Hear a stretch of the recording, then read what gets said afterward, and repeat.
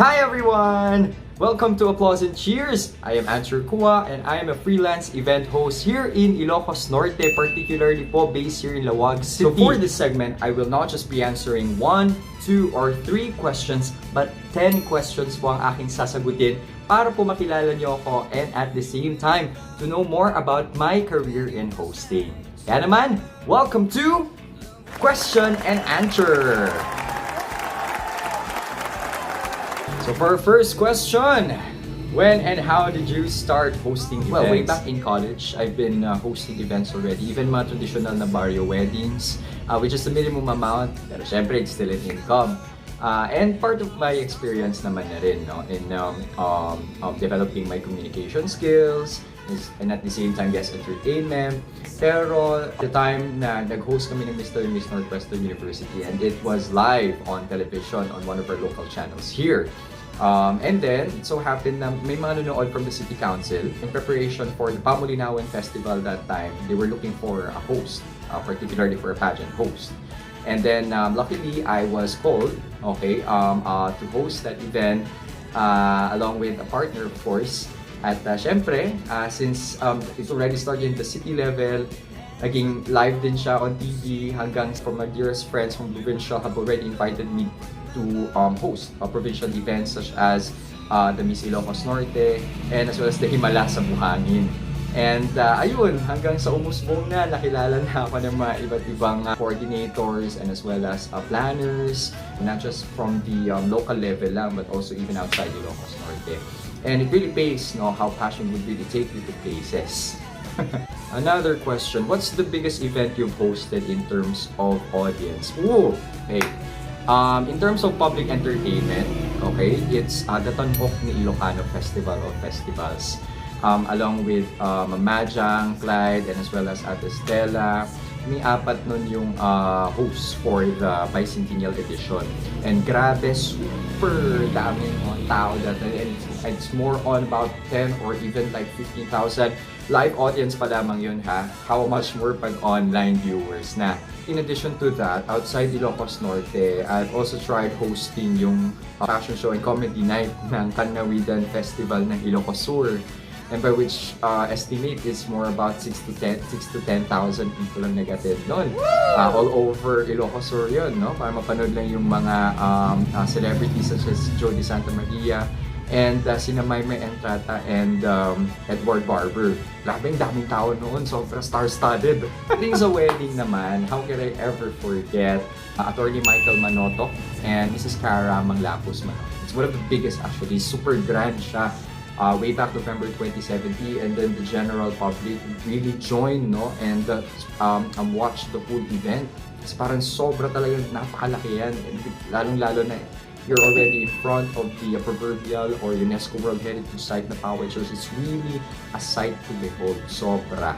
Well, in terms of pageants, syempre, international level, you have the Mr. Tourism World, Mr. International was held here, and as well as the preliminaries of Mr. Grand International. How far did your hosting career took you?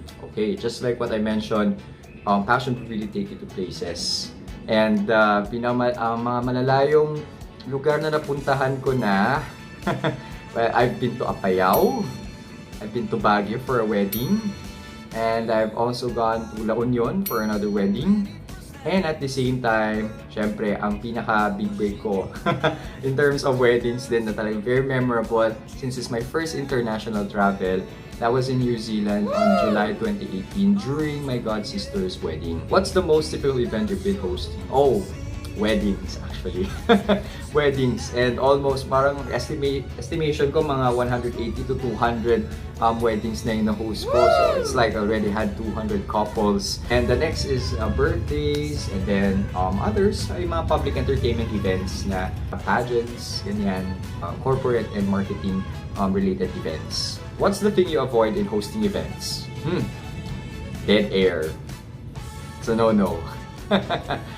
Have you ever been partnered with a celebrity host? Oh yes!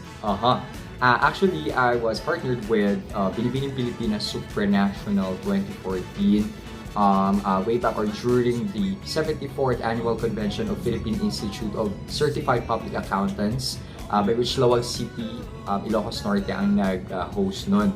And that was the regional or parang regional fellowship night. Talking to her was really heartwarming, and knowing that you're one of the beauty queens here in the Philippines na talaga matinitingala. She's very gorgeous, talented, and at the same time very smart, no? You feel truly honored having her as a partner, and I wouldn't really forget that. As you've been in the industry for years, what year have you experienced the peak of your career? Considering before the pandemic, the year 2019 was the biggest year in terms of hosting career. Sobrang dami, and for about 109 events. So sobrang daming events na na-hostan noon. It really helped me financially, and especially when I was taking my master's degree, and at the same time other family-related expenses. And I'm very thankful din naman sa aking mga friends in the events and entertainment industry for sharing the blessings and for trusting me sa mga serbisyo. What's your typical opening spiel? Oh, alright. Hi everyone, good evening, welcome to our occasion tonight. And before we start our celebration, please do give yourselves a big round of applause. Come on, palakpakan! Alright, thank you so much. I'd like to introduce myself. I am Ancher Cua of Applause and Cheers, and let's make this evening even more celebrated as ever. Do you host events in the most formal way or manner? It's not always all the time that I host formally, because I still want na merong guest entertainment. There's guest interaction between you as the host and yung mga nag-a-attend. Well, depende rin naman kasi talaga sa type ng audience yan.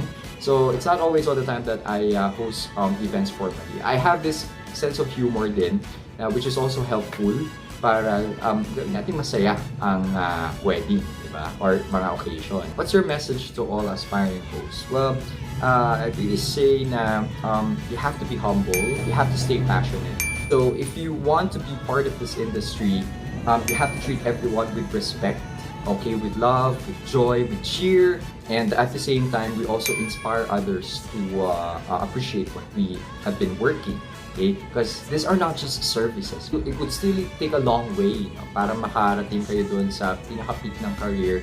Pero as people would watch you along the way, and they know how you navigate the sequence of the program and how you entertain guests, that would really encourage them, okay, and trust you to avail your services even more.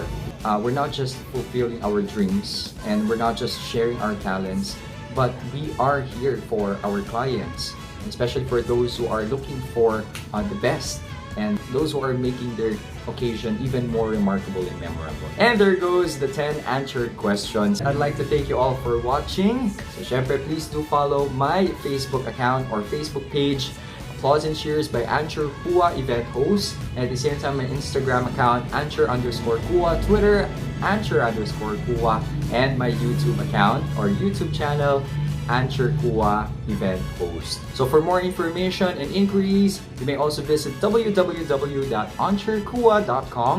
Know more about my products or services. At the same time, my experiences in hosting. Maraming salamat po.